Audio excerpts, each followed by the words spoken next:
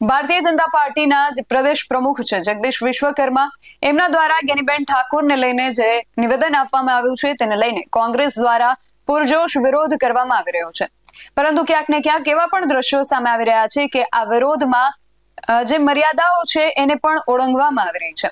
વાવથરાથી સમાચાર સામે આવ્યા હતા કે વિરોધ પ્રદર્શન દરમિયાન કોંગ્રેસના જે અમુક કાર્યકર્તાઓ હતા એમને પોલીસ સાથે ઘર્ષણ થયું હતું અને એ બાદ પોલીસ દ્વારા કોંગ્રેસના 3 કાર્યકર્તાઓ વિરુદ્ધ ફરિયાદ નોંધવામાં આવી છે અને આ ફરિયાદ નોંધાયા બાદ હવે જ્ઞાનીબેન ઠાકોર પોતે વાવથરાદ એસપીની કચેરી ખાતે પહોંચ્યા હતા। શું છે સમગ્ર મામલો જાણીએ આ અહેવાલમાં। જય હિન્દ BSI ન્યૂઝ પર આપની સાથે હું છું નિધિ ગઢવી। જગદીશ વિશ્વકર્મા દ્વારા જ્ઞાનીબેન ઠાકોરને લઈને જે નિવેદન આપવામાં આવ્યું હતું, કોંગ્રેસે તેને આ જે નિવેદન છે એને મહિલાઓનું અપમાન ગણાવીને આ બાબતને લઈને પુરજોશ વિરોધ કરવાનું શરૂ કર્યું છે।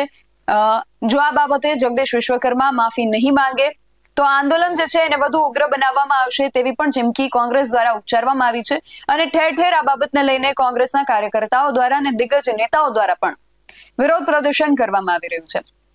થોડા દિવસ અગાઉ આ બાબતને લઈને વાવથરાદની અંદર પણ વિરોધ પ્રદર્શન કરવામાં આવ્યું હતું અને સમાચાર એવા મળી રહ્યા છે કે આ વિરોધ પ્રદર્શન દરમિયાન ક્યાંક ને ક્યાંક મર્યાદાઓ જે છે એને પણ ઓળંગવામાં આવી હતી। કોંગ્રેસના એક મહિલા કાર્યકર સહિત અમુક કાર્યકર્તાઓ દ્વારા પોલીસ સાથે ઘર્ષણ કરવામાં આવ્યું હતું। સૌથી પહેલા તો આ ઘર્ષણ દરમિયાન એ મહિલા કાર્યકર્તા જે રીતે પોલીસ સાથે ઘર્ષણ કરી રહ્યા છે, પોલીસને મારવાનો પ્રયાસ કરી રહ્યા છે અને પોલીસને ગાળો આપી રહ્યા છે, એના જે દ્રશ્યો સામે આવ્યા છે।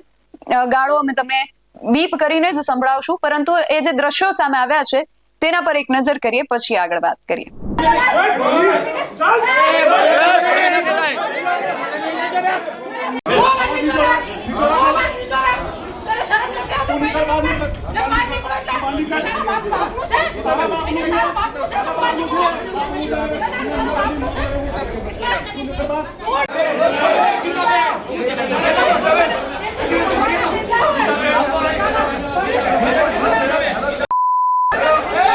તો કોંગ્રેસના જે કાર્યકર્તાઓ છે એમને પોલીસ સાથે જે વિવાદ કર્યો હતો એટલા માટે પોલીસ દ્વારા આ જે દ્રશ્યમાં જે મહિલા કાર્યકર્તા દેખાઈ રહ્યા છે ગીતા નાઈ, એમની સાથે પ્રધાનજી ઠાકોર અને સિદ્ધાર્થસિંહ ચૌહાણ નામના આ 3 કોંગ્રેસના જે કાર્યકર્તાઓ છે એમની વિરુદ્ધ ગુનો દાખલ કરવામાં આવ્યો હતો।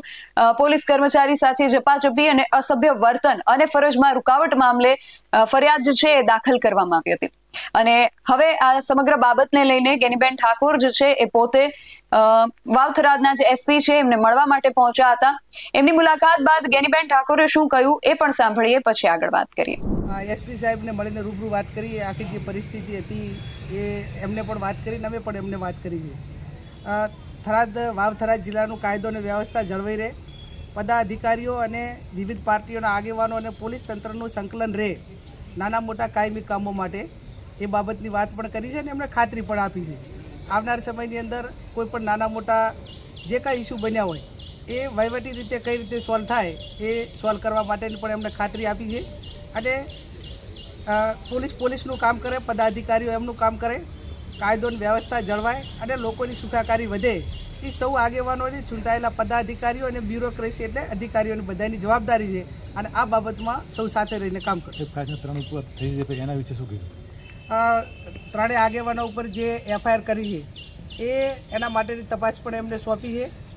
જોઈએ એમણે ખાતરી આપી છે કે આ બાબતમાં જે અધિકારી તપાસ કરે છે એ રિપોર્ટ આપ્યા પછી પોઝિટિવ પ્રમાણે અમારે પોલીસ સાથે વધારે સંઘર્ષમાં ન ઉતરવું પડે ભવિષ્યમાં અને આવા નાના મોટા ઇસ્યુ માટે કરીને બીજો કોઈ ગંભીર રૂપ ધારણ ન થાય એના માટેની અમે વાત કરી છે અને એમાં એસપી શ્રીએ અમને પોઝિટિવ જવાબ પણ આપ્યો છે અને મદદ કરવાની પણ ખાતરી આપી છે। Thank you. તો જ્ઞાનીબેને કહ્યું છે કે એસપી સાહેબ સાથે અમારે એક સકારાત્મક વાત થઈ છે અને એમણે ખાતરી આપી છે કે આ મામલે આગળ જે યોગ્ય કાયદાકીય કાર્યવાહી છે કરવામાં આવશે અને અમારે પોલીસ સાથે સંઘર્ષમાં ન ઉતરવું પડે એ પ્રમાણે કાયદાકીય કાર્યવાહી જે છે એ કરવામાં આવશે એવો એમણે વિશ્વાસ વ્યક્ત કર્યો છે। પણ પ્રશ્ન એ છે કે એક તરફ જ્ઞાનીબેનના પાલવને લઈને જગદીશ વિશ્વકર્મા દ્વારા જે વાત કરવામાં આવી છે એને મહિલાનું અપમાન ગણાવીને કોંગ્રેસના જે કાર્યકર્તાઓ છે એ વિરોધ પ્રદર્શન કરી રહ્યા છે અને જગદીશ વિશ્વકર્મા માફી માંગે એવી માંગણી કરી રહ્યા છે અને બીજી તરફ મહિલાઓ દ્વારા જ આ પ્રકારે ગેરવર્તન કરવામાં આવે છે, ગાળો બોલવામાં આવે છે